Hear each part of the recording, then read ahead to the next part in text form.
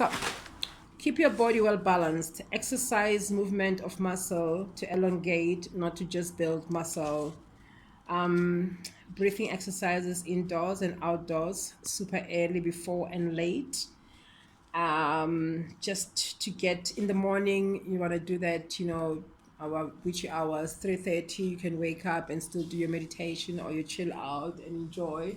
At around 4, between 4 and 6, you can enjoy the sun and get the good vitamin D and just kiss Mother Earth, do some planting, check to the flower, talk to the trees, and just hum yourself, conversations with yourself.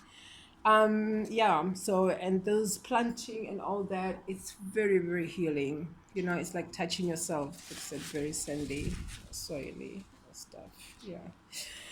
Don't forget, you do need the sun, but not. Oh, yeah, and going out, do please.